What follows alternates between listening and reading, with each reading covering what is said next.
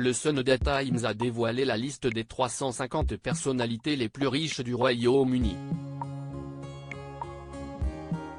On y apprend que le roi Charles III aurait une imposante fortune personnelle, construite grâce à des investissements judicieux, et serait même bien plus riche que ne l'était Élisabeth II durant son règne.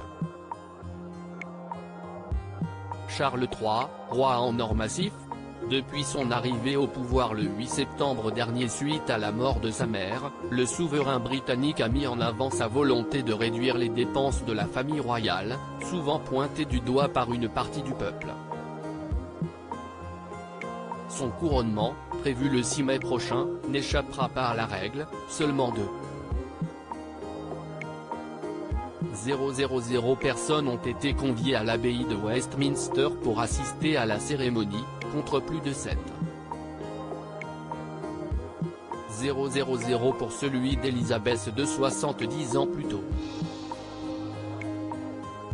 La suite devrait également être moins clinquante qu'en 1952, lorsque la reine avait proposé l'un des tout premiers grands événements télévisés dans le monde entier.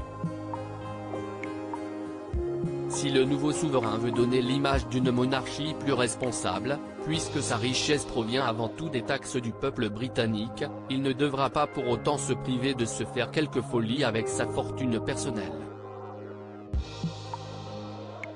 L'empire d'un roi impliqué dans la monarchie depuis une cinquantaine d'années, Charles III aurait en effet amassé une fortune conséquente.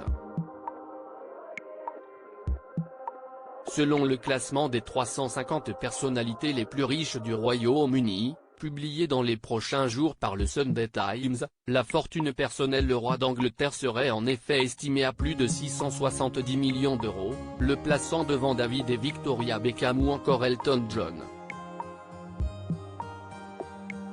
Mais Charles III serait surtout largement plus riche que sa mère Élisabeth II, dont la fortune personnelle était estimée l'année dernière à environ 414 millions d'euros par le même magazine. Un beau patrimoine qui exclut complètement les possessions de la couronne, estimé à plus de 16 milliards d'euros et géré par un organisme indépendant. Non, la fortune de l'époux de Camilla provient avant tout de son duché de Cornouailles, savamment économisé au fil du temps, de l'héritage de sa mère, mais également d'investissements judicieux. Le roi vend en effet depuis plusieurs décennies les productions de sa propriété d'Argrove, notamment des biscuits, de la bière, des herbes médicinales ou encore des outils de jardinage.